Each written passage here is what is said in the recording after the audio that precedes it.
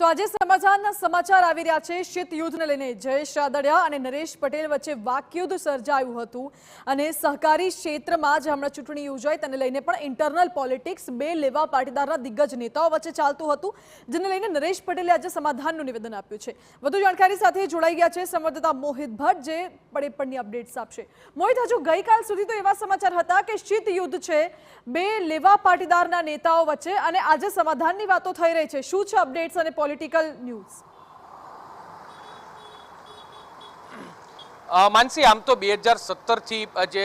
ખોડલધામના જે પ્રમુખ નરેશ પટેલ અને જયેશ રાદડિયા વચ્ચે શીતયુદ્ધ ચાલી રહ્યું છે, પરંતુ જ્યારે ઇફકોની ચૂંટણી છે આવી અને ઇફકોની ચૂંટણીમાં જ્યારે ભાજપ દ્વારા બિપિન ગોતાને મેન્ડેટ આપવામાં આવ્યું ત્યારે ખોડલધામ ટ્રસ્ટ સાથે સંકળાયેલા દિનેશ કુંભાણી છે તેમના દ્વારા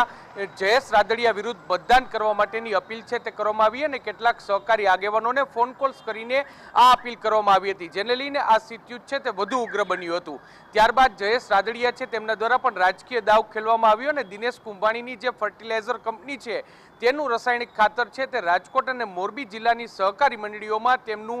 જે ખરીદી છે તે બંધ કરી દેવામાં આવી, જેથી કરીને આ વિવાદ છે તે ઉગ્ર થયો છે। આજે હવે જ્યારે જે નરેશ પટેલનો આજે જન્મદિવસ છે ને આજે જ્યારે ખોડલધામ ટ્રસ્ટ ખાતે મોટી સંખ્યામાં પાટીદાર સમાજના લોકો એકઠા થયા હતા ત્યારે નરેશ પટેલ દ્વારા એક સૂચક અને મહત્વનું નિવેદન છે તે આપવામાં આવ્યું છે। નરેશ પટેલ દ્વારા સ્પષ્ટ રીતે કહેવામાં આવ્યું છે કે ખોડલધામ ટ્રસ્ટ સાથે 500 થી વધારે કન્વીનરો જોડાયેલા છે, ત્યારે દરેક વ્યક્તિ વ્યક્તિગત રીતે પોતે સ્વતંત્ર છે, ત્યારે તેના નિર્ણય સાથે ખોડલધામ ટ્રસ્ટને સીધી રીતે કોઈ લેવા દેવા ન હોઈ શકે, રાજકીય રીતે ખોડલધામને બદનામ કરવામાં આવી રહ્યું હોય તેવું પણ તેમણે કહ્યું છે। એટલું જ નહીં, પરંતુ જયેશ રાદડિયા સાથે સમાધાન માટેનો એક હાથ છે તેમના દ્વારા લંબાવવામાં આવ્યો હોય તેવું તેમના દ્વારા કહેવામાં આવ્યું, કારણ કે તેમના દ્વારા સ્પષ્ટ નિવેદન આપવામાં આવ્યું છે કે ઘરની વાત ઘરમાં રહેવી જોઈએ અને કોઈ વાત છે તે બહાર ન જવી જોઈએ।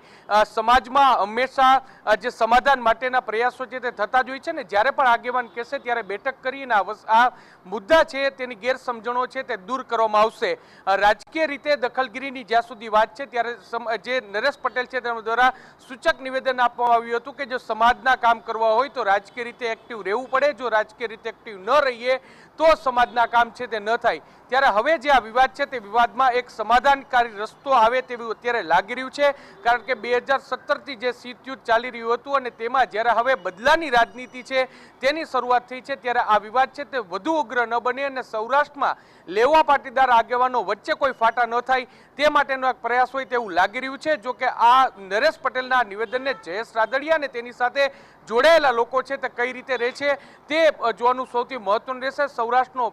જે લેવા પાટીદાર સમાજ છે એક મોટો સમૂહ છે, ત્યારે તેની અસર આગામી દિવસોમાં કોઈ ખોટી રીતે ઊભી ન થાય તે માટે તેમના દ્વારા કયા પ્રકારના પ્રયત્નો કરવામાં આવે છે તે પણ જોવાનું સૌથી મહત્વનું રહેશે, પરંતુ આજનું નરેશ પટેલનું નિવેદન છે તે ખૂબ જ સૂચક અને ખૂબ જ મહત્વનું માનવામાં આવી રહ્યું છે। જી માનસી।